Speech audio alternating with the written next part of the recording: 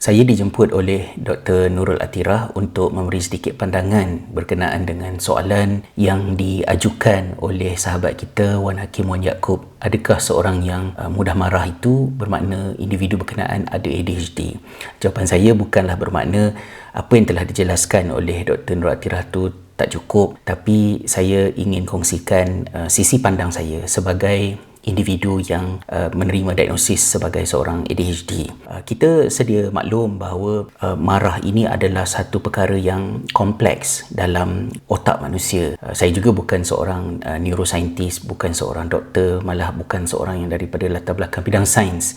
Jadi saya mahu menjelaskan awal-awal bahawa saya bercakap bukan sebagai seorang pakar, tetapi sebagai seorang individu yang cuba untuk memahami apa yang berlaku di dalam dirinya sendiri. Justru saya terbuka untuk dibetulkan andai penerangan saya ada salah dan silapnya. Untuk kita mencari di manakah letaknya marah itu di dalam diri kita, saintis mengatakan bahawa walaupun marah itu adalah sesuatu yang amat kompleks, tapi secara umumnya ia berlaku di dalam bahagian amigdala yang merupakan sebahagian daripada limbic system di dalam otak kita. Emosi itu pula mempunyai satu mekanisme lain untuk mengawalnya, iaitulah apa yang dilakukan oleh prefrontal cortex yang berada di bahagian hadapan otak manusia. Bagi individu ADHD, dia tidak mempunyai masalah yang berlaku di bahagian limbic system dia, tetapi ADHD itu selalunya merujuk kepada disorder kekurangan gangguan yang berlaku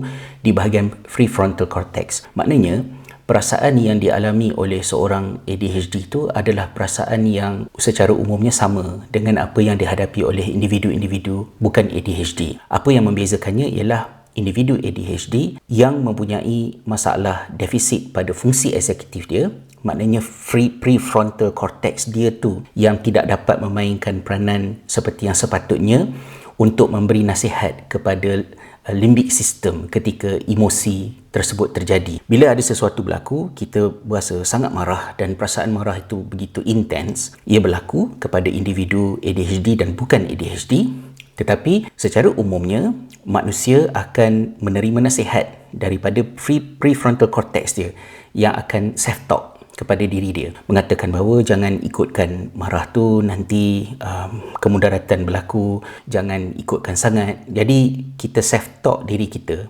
Dia dilakukan oleh diri manusia itu sendiri, tapi oleh dua bahagian yang berbeza. Justru perasaan marah itu akan terkawal dan akan mendengar nasihat daripada prefrontal cortex dan dia akan mereda. Sebelum kita kenal perkara ini dalam sains sekalipun, Nabi SAW juga antara nasihat yang baginda ada berikan yang selari dengan pemahaman moden pada hari ini ialah apabila kita menerima provokasi, terutamanya masa kita puasa kan, di bulan Ramadan contohnya, Rasulullah SAW kata jangan balas provokasi tersebut, tetapi katakanlah inni shaim, sesungguhnya aku berpuasa. Sesungguhnya aku berpuasa tu bukan kata-kata yang semestinya kita nak cakap pada orang yang provoke kita, tapi kita cakap kepada diri kita sendiri as a form of self-talk. Dan self-talk itu adalah satu mekanisme untuk kita kawal diri kita.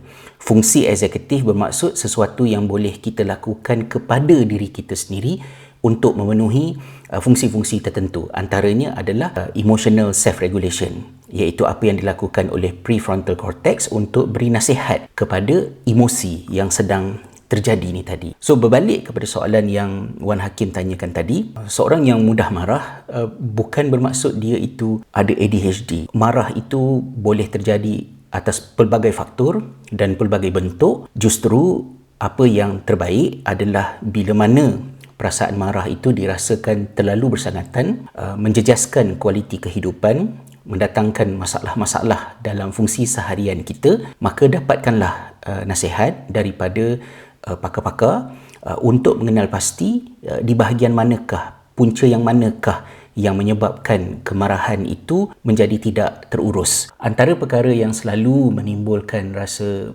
frustration di kalangan individu ADHD ni adalah apabila dia menerangkan yang dia itu ada ADHD kerana telah menerima diagnosis secara official, klinikal daripada pakar dan diterangkan penjelasan apakah yang dimaksudkan dengan ADHD itu, respon yang diterima ialah, oh kalau macam tu, oh saya pun ada ADHD, kita orang pun mengalami benda yang sama juga.